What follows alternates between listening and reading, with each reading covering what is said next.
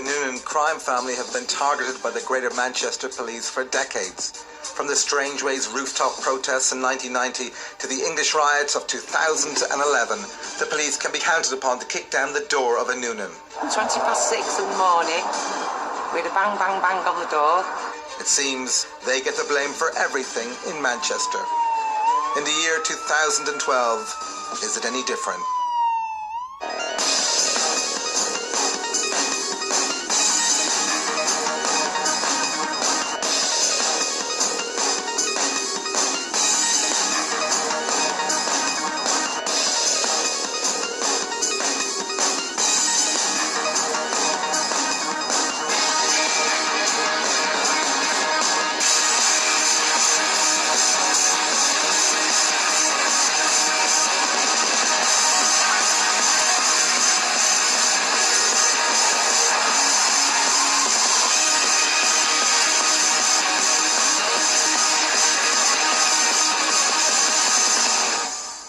Dangerous, yeah. I am a dangerous individual.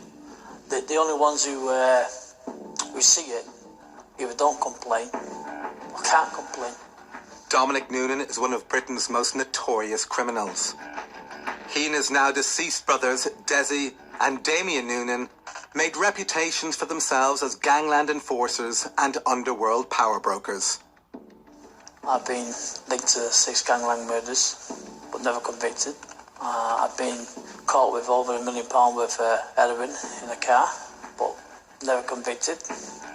I've been accused of torture, kidnapping, rape, armed robbery, prison escape. My favourite, witness intimidation. Prison holds no fear for the hardened jailbird Dominic. What's your full name? Dominic James Lachey, 4513 I have to remind you of the caution that you do not have to say anything, but it may harm your defence if you do not mention when questioned, something which you later rely in court. Anything you do say may be given evidence, and you fully understand the caution. Yeah. Before his most recent stint in jail, the 47-year-old gangster was happy to talk about his 29 years inside prison. In prison, the accommodation is great because, I mean, you get free meals, you get free food, you get a nice job, and you also get sex in the cell if you want sex in the cell. There's a lot of it goes on in prison. They're all at it. They decide, oh, their girlfriend's at home now thinking, he's my boyfriend's like, trust me, he's fucking at it. Most of them are doing like 3, 4, 5 year sentences. And they're a bit embarrassed after them. But I don't give a fuck, mate. I say what I want to say. Do what I want to do.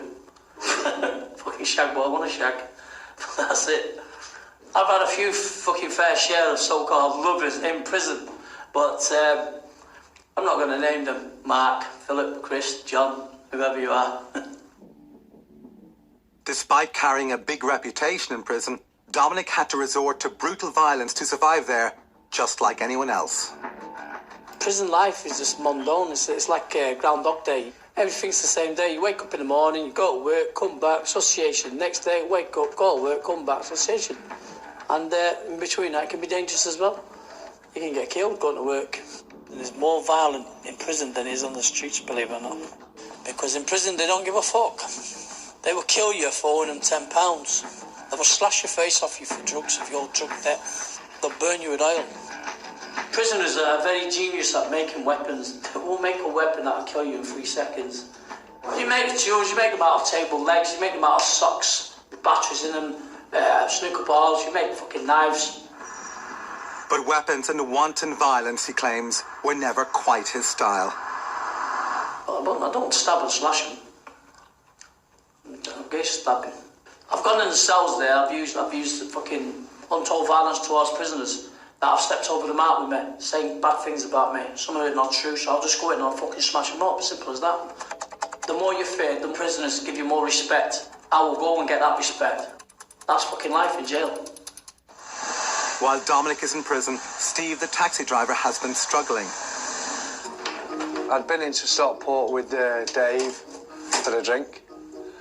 Had 4 pints of shandy.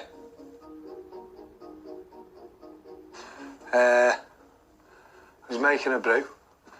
Said I was going to the toilet, and that's the last thing I remember. And then the next minute, Dave heard a bang, and that was a mobile phone got, which is in pieces. Well, I had it in my hand, because I just got a text message off Cody, so I was reading the message, just threw the phone, completely, I don't know, I haven't got a clue. Last thing I remember was going to the toilet. Kicked my television over. The LCD screen and everything's totally gone, completely kiboshed. Ripped all me pictures off the walls, broken. Slammed the door, broke the socket there. Then I went into the bedroom, ripped the curtain pole down, broke the doors off the wardrobe. Not even really got around to tidying it up yet. The next thing I remember, I'd woke up, my flat was full of police and paramedic. Apparently I was on the floor, couldn't move anything but my head, couldn't move any other part of my body. I was completely paralysed from the neck down. Didn't know who I was, didn't know where I was. I absolutely didn't know nothing. They took me from here to the hospital. They'd done tests to see if my drink had been spiked. That come back clear. They said that they couldn't find anything. Sunday, when I was feeling better, I went out and made a few inquiries of my own. And apparently, the place where I'd been, quite a few of them go to the gym and do steroids. And apparently, at the minute, there's a steroid on the market that once you take it, it's totally untraceable. If they do tests to trace it, they can't trace it. So I believe it's illegal. This steroid's not legal. But the downside to the steroid is it makes you violent. You know, I have had a violent past, and these days I'm not a violent person. I certainly don't go around smashing up my own home. But to be honest with you, it's actually scared me. I know what I'm capable of doing, and I know what I've done in the past. But to actually wake up and realise that I've done it in my own home after... I mean, for me to create this kind of carnage, I've not done anything like this in 20 years.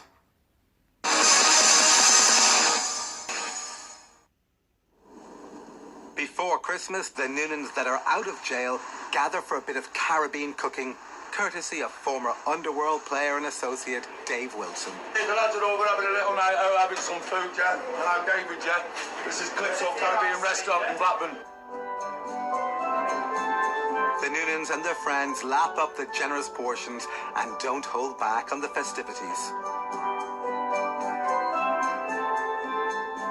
The usual family suspects turn up for the celebrations. Bugsy is there with his mom, Mandy. Lewis, his best friend, is there with his mom, Sheena. Declan, Bugsy's sister, is also there to party. Cody and Essex Dave, Dominic's trusted lieutenants, are always close at hand. As a family friend, the Caribbean chef Dave Wilson is keen to pay his respects to the late Desmond and Damien Noonan and to reaffirm his respect for the imprisoned Dominic. What I do say in that lot is to Damien and to Desi in that lot, rest in peace. Always in the hearts, brother, for always and forever. And again to Dominic, stay strong, brother. Always one love. And everyone from Manchester in the house. Thank you. Women shot in the house. Good food, good drink, good company. We're going back to that bit. The journey home sees the family and their friends in a jovial mood before the holiday season. How's the drink, man? Sweet. Declan will be in the cells first. Let's get fucking arrested! Yeah! Christmas is barely over before the police raid the house again. And this time, it's Bugsy's best friend, Lewis, who gets arrested. His mom, Sheena, expressed her distress at Lewis's activities. Angry, upset, and disappointed, let down. Lewis has been sentenced to 3 years in jail for possession with intent to supply. Now, with Lewis of age and going to adult prison, is it possible to keep Bugsy from going down the same path? When you're born into a criminal family, it's very difficult to get out of criminal ways. That's a well-known fact. After his first stint in Hindley Youth Detention Centre, a 9-month stretch for burglary, Bugsy, now like his father, has little fear of jail.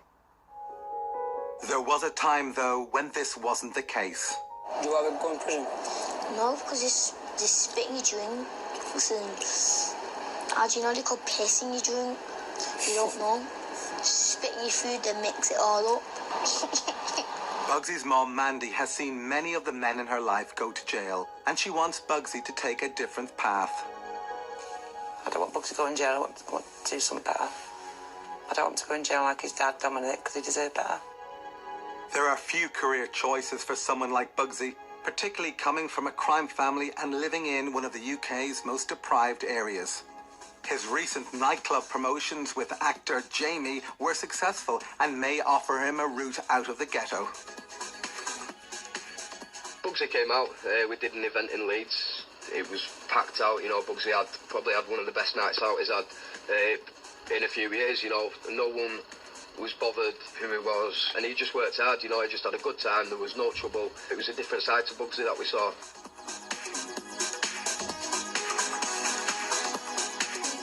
Whether Bugsy signs up to a life of crime or not, Jamie will always be there for him. I'll stay in contact with Bugsy, you know, for the rest of my life. Now, though, Jamie is directing his energies somewhere else. His new love, acting. Who's that? I was wondering when you were going to turn up and save the day. Well, now your family... Just on a short film called Human. I was excited about it because I could slip into how I might have been a few years ago. But there's a whole twist to the little short film. Jamie's future now rests with scripts and on film sets, and is a world away from the life of crime and mayhem that he had when he lived with Dominic. Moving down Reading, I've got a couple of feature films to do, and we're doing a thing called Project Postcode with Bedroom Filmworks down in London, and that's to help the kids who have obviously made choices like I have in the past, to help them rehabilitate, get them into acting. Before Jamie travels to London for his next acting gig, he catches up with Cody to find out how his old boss Dominic is doing in prison. What have you heard about Dominic in jail then, latest? Yeah, he's all right, mate. We went to see him a few weeks ago, just before Christmas. He's doing well, lost loads of weight. Pissed off at the situation. He's still in jail, obviously. Defiant. I experienced so, yeah. Yeah, always, you know, Dom, he's used to it and stuff, going through the system, but he wanted to go to the Christmas carol service, but they wouldn't let him and 4 other inmates go. Obviously, Christmas is where Jesus Christ was born, and with him being a Catholic and stuff and his religious ties, they won't let him go. Obviously, I'm a bit of an outsider. Obviously, only get the inside information off you, do you know what I mean? Well, the family are all sticking together. They're a tight-knit unit, as you know. They're all looking out for each other. They're all defiant. It's the Noonans spirit, innit? And then Dominic can come out, set up his business again, and go back to normal, and every normal service will be resumed. Make sure you give him my best, mate. Yeah, always. Cody, now known as Dominic Lachey Fodfoy II, is considering his options, while his old friend spends his days in Strangeways prison. Cody has been considering a bit of youth work after he became the voice of some of the rioters in summer 2011. He didn't riot himself, but he was able to speak for some of those who did. The Newsnight piece was good. I mean, they contacted me. I got a phone call asking if I'd like to be part of it and stuff, and set up an interview with some of the lads that were on the street that night. I was happy to oblige. I was there because I believed that the kids that were on the streets that night, they was doing the right thing. I felt very strongly about it, and that's why I was willing to go on camera and go in front of, like, go on TV. I understand the mentality of these kids on the street. I chose, personally, not to be involved in that, but I think the riots could happen again in a few years' time. They need someone to, like, get involved in their life where they can actually say, look, there's better ways to do it. Don't be selling the drugs, don't be doing this, don't be hanging around on street corners, don't be smashing phone boxes up, don't be mugging people. If I meet people on the street and stuff, and they see me with the vest and stuff, the bulletproof vest, they think that there's some sort of glamour there, and there's not. And I say to them, look, there's better ways to do things. Like, I try and point people towards the army. Cody is hoping to go on the straight and narrow, but he will always be on hand to serve Dominic whenever the crime boss is released from prison. By all accounts, Dominic is thriving in prison. His eyes and ears on the outside, The Fixer has the latest news from a recent prison visit. The Fixer operates in the shadows, and doesn't wish for her identity to be revealed. He's been really training and running. And, you know, he's determined to get himself fit, as it were. That's what he was telling me, because somebody sent a message saying, I'll make you a big breakfast when you come out, loads of mushrooms. So straight away he said, well, tell her to cut the mushrooms down, because I'm not into that anymore. So we'll see. Dominic has benefited from a recent decision to designate him a Category C prisoner. That is, a low-risk inmate. This came as a surprise to many, considering his previous with the prison authorities. The prison officers were very scared of me. They even said that I was the most dangerous prisoner they'd come across. I must be treated very carefully, and if I make a threat towards them, treat it as a threat, and do not pass it by with me. No, the ones that did pass it by, I wish they'd fucking listened. That's why I moved out. When I moved transferred, I had to have 6 in the van, double cuffed up, sometimes body belts. And they'll move me under our police escorts to other jails because they know I'll fucking get the chance and I'll do one of them again in the back of that van.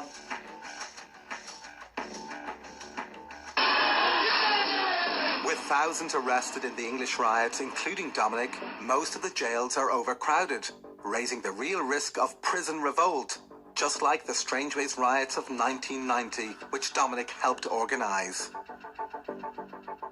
April the 1st, I'll never forget. That was the best day of my life, that. I turned that radio on and heard it had gone off. I couldn't believe it. About fucking time. It will always go down as history, the biggest, longest jail riot going. Well done the monks, with the help of the Scousers and the Cockneys. And the Brummies were there as well, they give a bit of help. So well done, UK prisoners. He created the Prisoners' Liberation Army, dedicated to improving jail conditions by all necessary means. The Prison Liberation Army started back in March, on the 8th of March it was, in 1984. And it did its first attack on March the 12th when the prison officers' car park got smashed up outside Strangeways. And then they started to follow prison officers home and then attack them at their own doorsteps, throw bricks through the windows and used to write notes of them saying, this one, next time, it's a better one. The Irish prisoners back in the 80s and the early 90s were in the jails at the time, and they were good lads. In fact, it was the IRA that taught the PLA to do things and stand up, and told the prisoners in the British jails to stand up. And it was them that brought unity to the prisoners. I was organising attacks on prison officers. I told the lads which ones had to get it. It wasn't just random. There were certain ones that had to get it, especially the ones in the segregation unit on D-Wing. Very notorious fucking screws that were deliberately targeting the weaker prisoners. But they were very careful about the ones they could touch and couldn't touch. And they were very racist as well. None of Dominic's specific allegations of brutality and racism were upheld. But a government report by Lord Wolfe did conclude that the prison conditions in Strangeways were intolerable and that many of the prisoners' complaints went unheeded. When I was even in solitary confinement, I could exact revenge immediately. I'd just go on the telephone, use coded words. Even before they put the telephones on the wings, I used to use coded words for the RC priest, and he didn't even know the messages he was passing was to tell them I was having trouble. And I used to have a secret code word, and they'll say that code word, and then I knew then the next day when I was getting moved out, that car park had been smashed up. All the governors had had phone calls. Revenge is a constant theme for Dominic in prison. He and his brother, the late Desmond, would work together to make sure that no one crossed the Noonans. He was always there when I was in prison. He was always visiting me when he wasn't in himself. And even when he was in himself, he still got visits with me. And he would always be there. And if I had a problem with the screws, I'd just make a coded word to him, and then he dealt with it. And he'd deal with anyone that bothered me in the jail. And they'll be straight onto it. There's a rumour that he killed for me on 2 or 3 occasions, but I'm not going to say if he did or if he didn't, because no, I'm not going to say anything. Before he was recalled to jail, Dominic was convinced that the prison conditions were retreating to the standards which provoked the riots in 1990. We pulled out of the PLA, pulled out in 1990 after Wolf inquiry, promised us everything will change, you get your phones, you get this, you get that, but they've gone back on the words now. Prisoners are just open at 9 to 5, it's like a fucking job. And one day it's going to go right off in the prison system. When Dominic does come out of jail, undoubtedly he will surround himself with a fresh crew, a new group of male disciples who will follow the crime boss like the Pied Piper. Over the years, the turnover of young recruits has been immense. Some of them are either dead in prison or just got married and settled down, but every time I go away, I come out, I just latch onto new people at the end of the day. You just get lost, you just think at the end of the day, there's no one around for you.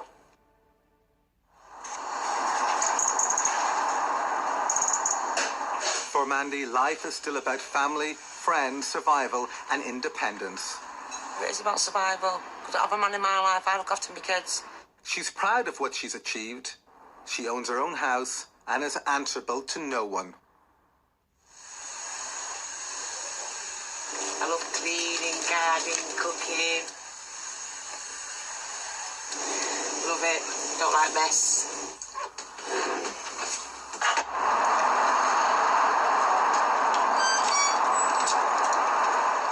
I like cooking. Nobody else will do it, will they? You know how we starve. She remains a devoted mother to all of her children and a protector of her youngest son, Bugsy. Bugsy is the man in Mandy's life and still has many key decisions to make. For the moment, he's staying out of prison and the courts as his parents wish. I don't want Bugsy to go in jail. I want him at home, I want to do a job, I want to work. That's what I want to do. At the end of the day, it's up to Bugsy what he does. He's got his own brain, he's old enough to think. If he wants to go out and commit crime, then he goes out and commits it, but he's got to feel the consequences after it. I do want to have a life, a different life to everyone else. For some people it happens, some people it don't, and hopefully it will happen for me. The city of Manchester remains a vibrant centre of culture and cosmopolitan life. But there's no denying the dark underbelly in the city, which goes unnoticed by most who visit and live here. There is and always has been strands of society here which is operated outside the rule of law. Those among the Noonans who are criminals are part of that strand. From the glory days of the Hacienda and the Strangeways riots, right up to the street disorder and mayhem of the English riots of 2011. Individual members of the family have played their part in many of Manchester's key events.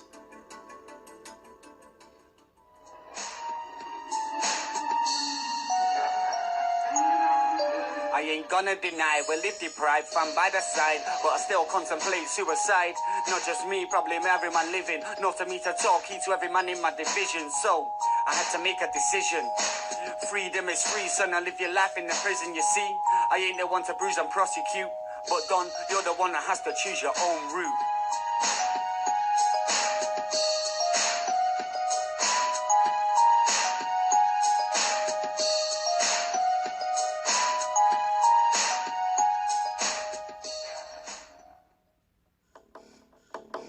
The enigmatic crime boss is a one-off. At the end of filming, he remains at Her Majesty's pleasure in Strangeways prison. He has spent now over 29 of his 47 years inside jail. Naturally now, he continues to protest his innocence. He is likely to be released in 2 years' time.